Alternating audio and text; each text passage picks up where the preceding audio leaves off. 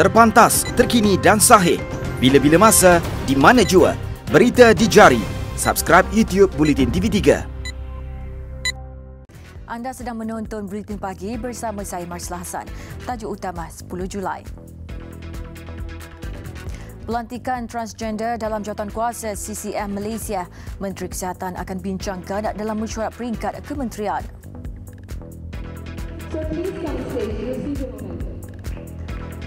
Perdana Menteri Gesa Komuniti Perniagaan Malaysia rebut peluang hasil kerjasama Malaysia-Pakistan.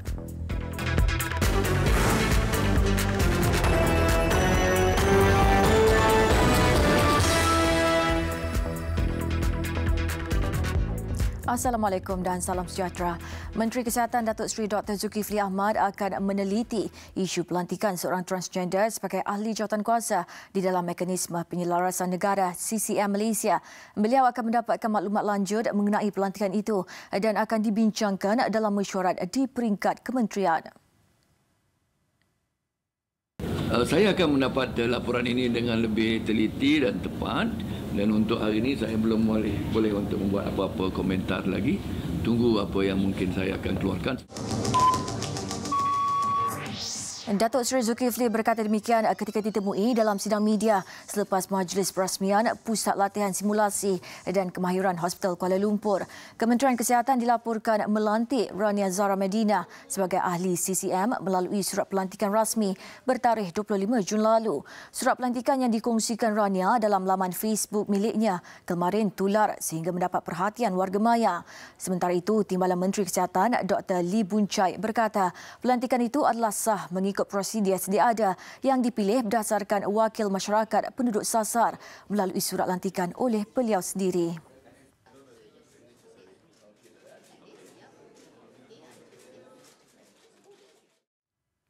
Perdana Menteri Tun Dr. Mahathir Mohamad teruja dengan kerjasama terjalin antara Malaysia dan Pakistan ke arah hasrat membina kilang pemasangan automotif Proton Holdings Berhad di negara itu. Beliau turut menggesa agar komuniti perniagaan Malaysia merebut peluang hasil kerjasama dua hala yang terjalin dan menerokai bidang baru dua negara. With a combined population of 224 million, makes a very large consumer market. Our unique relationship and closeness should be tapped so that we can exploit this massive market to the advantage of both nations. Since each have their own unique industries and economic activities, we have a lot of areas to venture without having to compete with each other. I would like to say thank you to Tun Dr. Mahathir berucap pada Majlis Anugerah Pencapaian Antarabangsa Dewan Perniagaan dan Industri Rawalpindi RCCI ke-32 di Ibu Negara malam tadi. Hadir sama Presiden RCCI Malik Syahid Salim dan isteri Perdana Menteri Tun Dr. Siti Hasmah Muhammad Ali. Proton Holdings Berhad bakal membina kilang pemasangan dan pembuatannya CKD yang pertama di rantau Asia Selatan di Karachi, wilayah Sind, Pakistan. Pakistan adalah rakan dagang ketiga terbesar Malaysia di Asia Selatan dengan jumlah dagangan Malaysia dan Pakistan sebanyak 5.91 bilion ringgit tahun lalu. Jumlah meningkat sebanyak 2.5% berbanding 5.76 bilion ringgit pada 2017.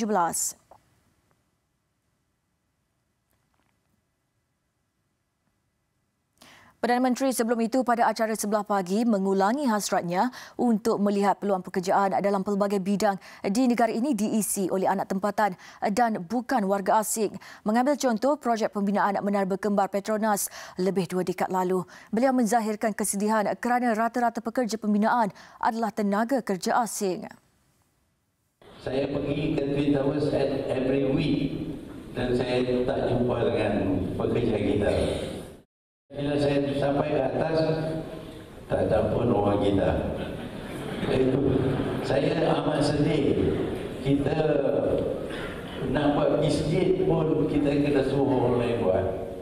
Kalau kita lihat di negara-negara Islam yang lain, mereka membina masjid yang cukup cantik, dihias dengan batu dan seramik dan sebagainya. Tapi di Malaysia, kita nak buat nak yang cantik, nak yang mahal, kerajaan kena bayar. Tapi kita sendiri tak tahu nak buat masjid kita sendiri. Saya amat sedih dengan keadaan yang semacam ini. Beliau berkata demikian pada sesi dialog bersama penggiat industri TVET sempena perasmian penutupan persidangan TVET 2019 di Putrajaya. Tegasnya lagi, rakyat tidak seharusnya memberikan peluang pekerjaan itu kepada warga asing kerana untuk menyertai sesuatu industri ia memerlukan kepakaran yang akhirnya diperolehi oleh golongan terbabit.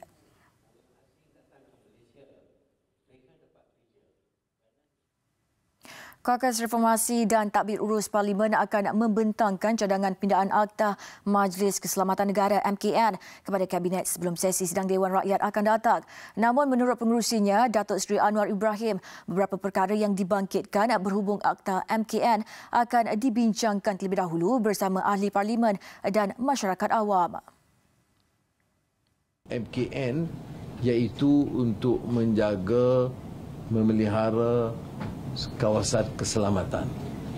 Bagaimana menangani masalah pencerobohan di sempadan, sama ada oleh tentera asing yang kini berlaku, sama ada sengaja atau tidak, ataupun pencerobohan dari segi kemasukan orang asing ataupun gerombolan yang bersenjata.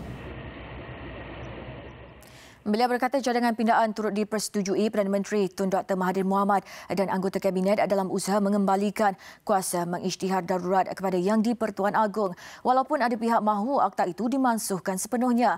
Beliau berkata demikian pada sidang media selepas mempengerusikan mesyuarat Kaukus Reformasi dan Tadbir Urus Parlimen di Parlimen.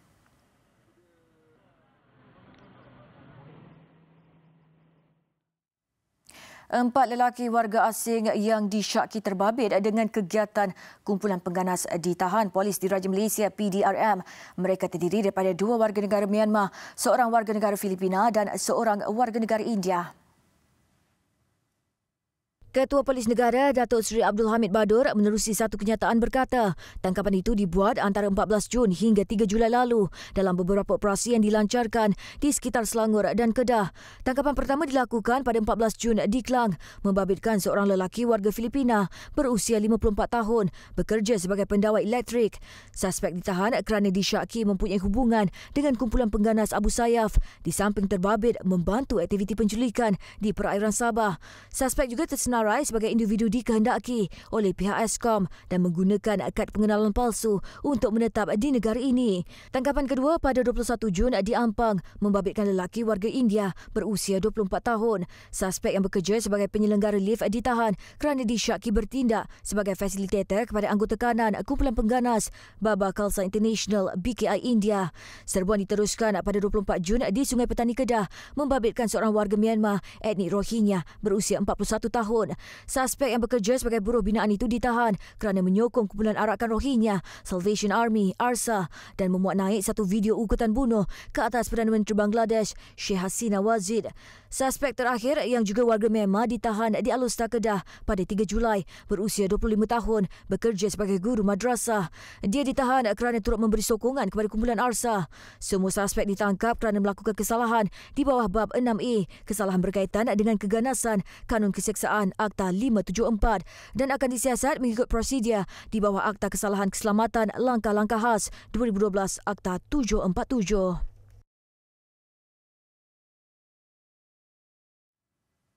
Sisa toksik yang dibersihkan pihak kontraktor dari Sungai Kim Kim di Pasir Gudang Johor pada Mac lalu sudah dilupuskan. Sekaligus syarikat kontraktor terbabit menafikan dakwaan insiden pencemaran udara di Pasir Gudang berpunca dari sisa toksik berkenaan. Sungai Kim Kim tu adalah menurut pengarah syarikat 5E Resources Sinar Berhad N. Shankar yang juga pihak kontraktor utama projek pembersihan Sungai Kim Kim, semua sisa toksik berkenaan dilupuskan mengikut prosedur yang ditetapkan Jabatan Alam Sekitar JAS. Justru beliau yakin kerja-kerja pembersihan Sungai Kim Kim tiada kaitan insiden pencemaran terbaru di Pasir Gudang. Okey, bukti ini adalah bukti. Masa kita ambil Sungai Kim Kim, semua barang-barang yang kita bawa masuk telah direkodkan. Dan ini adalah satu kronologi untuk semua aktiviti yang kita telah buat dalam masa tu. And this report telah dihantarkan kepada jabatan kerajaan yang terlibat dalam kes tu, termasuk Jabatan Alam Sekitar dan some other departments. Ujarnya pihak Kementerian Tenaga, Sains, Teknologi, Alam Sekitar dan Perubahan Iklim (MESTEC) sebelum ini turut mengesahkan pencemaran Sungai Kim Kim dibersihkan sepenuhnya. Usaha itu membabitkan 3 syarikat kontraktor yang menjalankan kerja-kerja di sepanjang 1.5 km sungai berkenaan. Sebanyak 346 tan metrik sisa toksik itu dilupuskan secara berperingkat bermula 9 April hingga 29 Mei lalu. Proses pemantauan selama 2 minggu turut dilakukan di sungai itu bagi memastikan ia bebas pencemaran.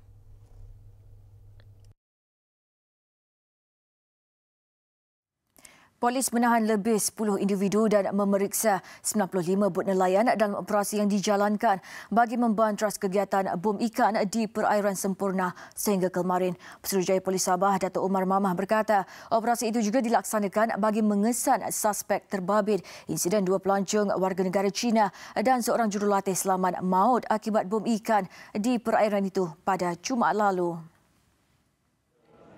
Operasi dijalankan membabitkan pasukan polis marin dan sedang giat dilaksanakan di perairan timur Sabah yang turut meliputi kawasan perairan Kunak dan Lahad Datu. Ada tangkapan dibuatnya lebih daripada 10 orang setakat ini yang ditangkap oleh pihak marin dan telah diserahkan kepada OCPD Sempurna untuk siasatan lanjut.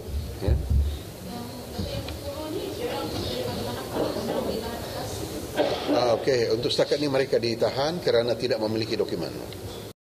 Sebelum ini, polis menahan 2 individu iaitu pemandu bot dan pembantunya bagi membantu siasatan kes itu.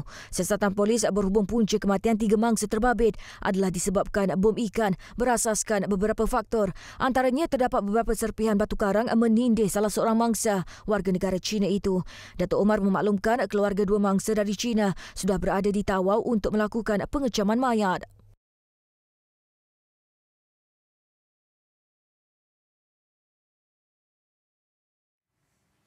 Rumah sudah siap, pahat masih berbunyi. Mungkin itu perumpamaan terbaik bagi menggambarkan perkembangan pembinaan saluran air bagi kegunaan petani di kampung Pulau Maharaja Citra. Apa tidaknya projek yang sepatutnya memanfaatkan petani sebaliknya gagal dilaksanakan dengan sempurna. Projek yang dimulakan sejak setahun lalu kini sudah memasuki fasa akhir pembinaannya. Bagaimanapun, beberapa kecacatan dikenal pasti. Antaranya ruang pelepasan air yang dibina lebih rendah berbanding tanah sawah. Ini menyebabkan petak sawah tidak mempunyai aliran air yang sempurna sehingga menjejaskan proses penanaman. Ada di antara kawasan sawah tidak menerima pelepasan air. Kalau sekiranya Pak Cik nak guna air, Pak Cik terpaksa kena guna sekat dalam kok tu lah. Untuk nak masuk air dalam benang Pak Cik. Kalau sekiranya Pak Cik tak sekat macam tu, bermakna kata Pak Cik tak ada air lah dalam benang Pak Cik.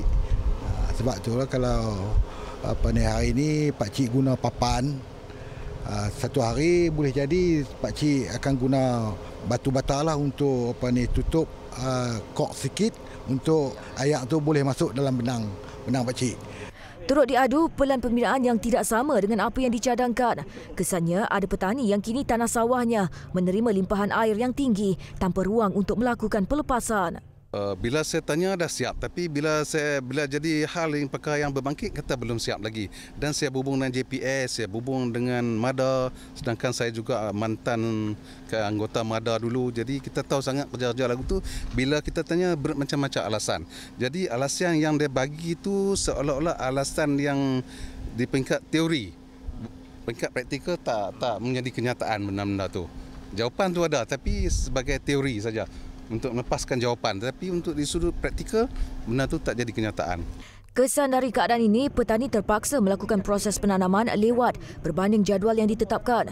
Justru petani mahu penyelesaian segera diambil kerana bimbang keadaan itu akan menimbulkan masalah yang berpanjangan. Projek ini dipercayai melibatkan petani yang mengusahakan hampir 30 hektar tanah bendang di kawasan itu. Besar impaknya. Selepas hasilnya, pantas menampilkan prosiding ini secara dalam keuangan maya. Berita di jari.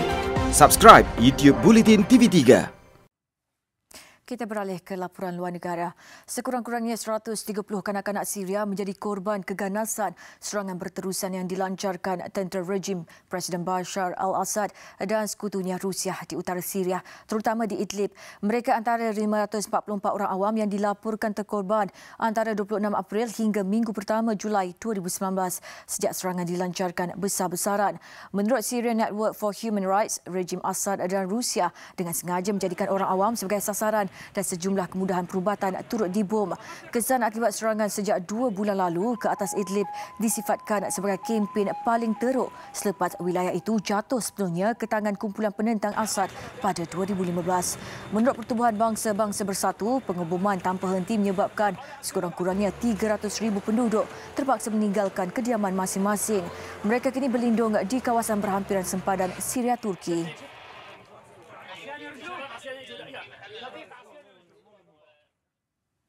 Selepas 2 gempa bumi melanda selatan California, Amerika Syarikat, beberapa hari lalu penduduk di negeri itu melakukan persiapan bagi menghadapi kemungkinan berlakunya gempa bumi yang lebih kuat.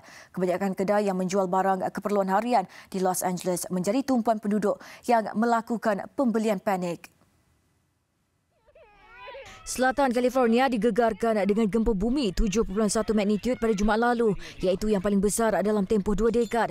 Sehari sebelum itu, gempa bumi 6.4 magnitud melanda kawasan yang sama. Fenomena itu menyebabkan penduduk di California melakukan pembelian pelbagai barangan secara panik.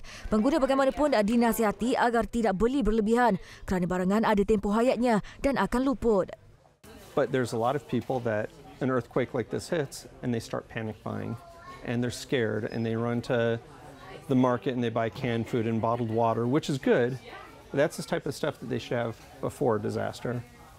Well, we've always wanted to definitely have some water, fresh water, because we know that's one of the most critical things that you need after an earthquake. You know, after your personal safety, you need drinking water. Penduduk juga menyatakan rasa takut dan bimbang akan gempa bumi yang dikenali sebagai Big One, satu gegaran yang sangat kuat di sepanjang gelinciran San Andreas yang dijangka melanda California.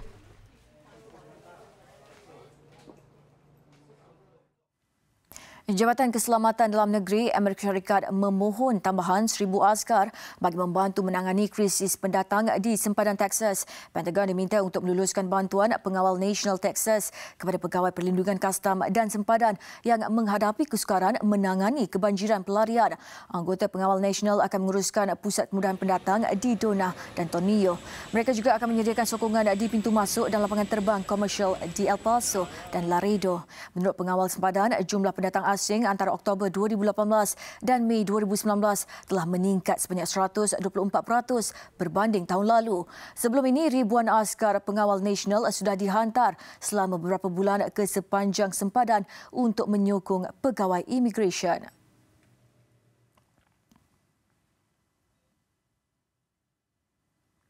Bekas Pegawai Pertubuhan Bangsa-Bangsa Bersatu Peter John Dalglish dihukum penjara oleh sebuah mahkamah di Nepal atas kesalahan mendera kanak-kanak secara seksual. Dalglish dikenakan hukuman penjara 16 tahun berhubung 2 kes. Dalglish, 62 tahun, ditahan pada April tahun lalu di daerah Kavrepalan Chowk, Perhampiran Kathmandu oleh Biro Penyiasatan Pusat Nepal.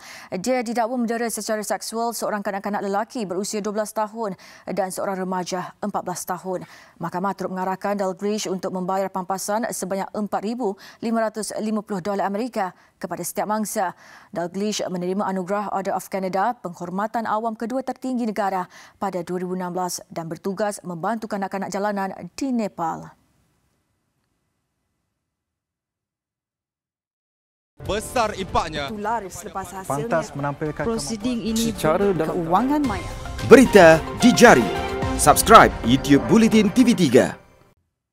Laporan sukan. Sabah mengesahkan kejuaraan Liga Perdana musim 2019 lepas mencatat kemenangan ke-12 menewaskan UiTM FC 2-1 malam tadi. Kemenangan di gelanggang lawan itu cukup bermakna membolehkan Sabah mengumpul 40 mata berbaki 2 perlawanan saja lagi. Menambah mudah buat Sabah, penjabat dekat Johor Darul Takzim JDT2 ditundukkan Negeri Sembilan 3-1 di Paroi. Dengan berbeza 7 mata ke atas JDT2, skuad Tembadau tidak mampu lagi dicabar sekaligus meraih tiket automatik ke Liga Super musim hadapan.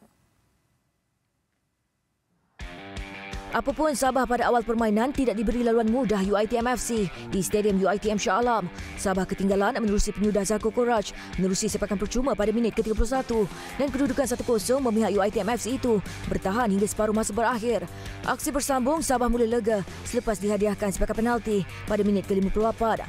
Rodul Yupanovic yang mengambil sepakan tidak menghampakan untuk menyamakan kedudukan 1-1 buat skuad kendalian Julius Ating itu. Dan gol kemenangan Sabah berjaya dihasilkan pada minit ke-67 menerusi seorang lagi pemain import, Aguinaldo Mendes yang menanduk masuk bola sepakan penjuru. Kemenangan 2-1 ini semestinya disambut penuh kegembiraan barisan pemain dan kejurulatihan selepas mengesahkan kejuaraan Liga Perdana untuk musim 2019 sekaligus menamatkan penantian 7 tahun untuk kembali ke Liga Super. Ianya juga saat yang cukup emosi buat jurulatih Sabah, Julius Ating.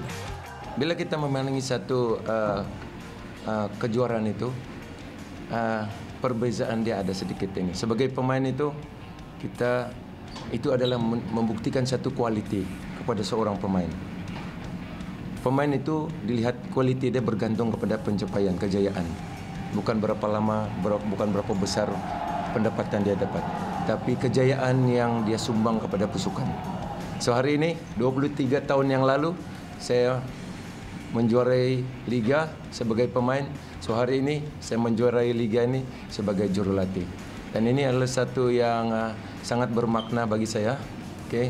Kita mencapai sesuatu kejayaan dalam situasi yang berbeza, baik sebagai pemain maupun sebagai jurulatih. Kalau kita lihat hari ini, di Stadium Tuanku Abdul Rahman Paroi, tuan rumah Negeri Sembilan meranapkan impian Johor Darul Takzim 2, JDT 2 untuk terus mencabar kedudukan Sabah di tangga teratas. Negeri Sembilan di depan menerusi penyudah Jose Almi Barros Neto pada minit ke-11. Bagaimanapun, kelebihan itu terhapus selepas JDT 2 dihadiahkan sepakan penalti dan disempurnakan Rozaimi Abdul Rahman pada minit ke-28. Babak kedua nyata menjadi milik tuan rumah sepenuhnya. Matthews Fernandez Villarreal menggandakan kedudukan pada minit ke-62, manakala Igor Carnero Luis menambah kecewa JDT 2 pada minit ke-86 untuk kemenangan 3-1 skuad JAG. Berbaki satu lagi aksi, JDT 2 hanya mengumpul 33 mata untuk kekal di tangga kedua, sementara Negeri Sembilan ke-4 Liga.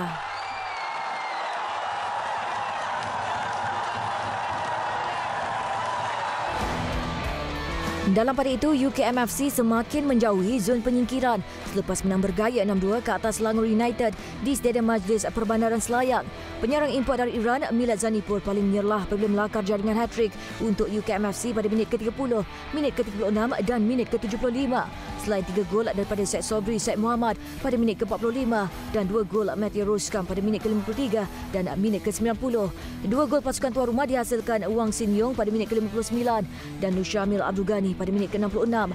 Kemenangan ini meletakkan UKMFC di tangga ke-8 dengan 19 mata. Sementara Selangor United mula cemas di tangga ke-9, hanya 3 mata dibezakan dengan 2 pasukan bawahan Kelantan dan Sarawak. Saingan Liga Super Pula menyaksikan Pahang berjaya mengekalkan posisi di tangga kedua Liga. Berbaki 3 lagi perlawanan dalam tangan. Hasil kemenangan ke-10 musim ini mengatasi PKNS FC 3-2. Pahang kini sudah mengumpul 36 mata dan skuad kendalian Dollah Saleh itu dijangka mampu mempertahankan posisi ini hingga musim berakhir. Di Stadium Darul Makmur, aksi rancak disajikan pada pertembungan Pahang menentang PKNS FC. Tuan rumah garang dengan 2 gol pada babak pertama, bermula dengan jaringan Hero Gulon pada minit ke-30. Diikuti penyudah pemain pertahanan Muslim Ahmad 3 minit babak pertama berbaki untuk menggandakan jaringan skuad Tuk Gajah. Bagaimanapun, PKNS FC tidak mengalah, bangkit mengejutkan tuan rumah pada babak kedua. Kepasaman terus tajam di depan gawang dengan gol pada minit ke-60. Dan Pahang kian berbahang 6 minit kemudian susulan jaringan penyamaan 2-2 Gabriel Guerra. Jangkaan aksi akan berakhir seri nyata meleset. Sebaliknya, Kapten Pahang Matthew Davis muncul wira tuan rumah apabila berjaya menghasilkan gol kemenangan seminit sebelum aksi berakhir. Situasi ini nyata mengecewakan PKNS FC dan jurulatihnya, Datuk Kira Jegobal, namun tentunya melegakan Dollah Saleh untuk mengekalkan kedudukan sebagai pasukan kedua terbaik Liga Super.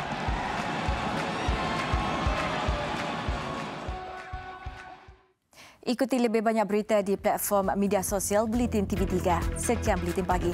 Assalamualaikum dan salam hormat.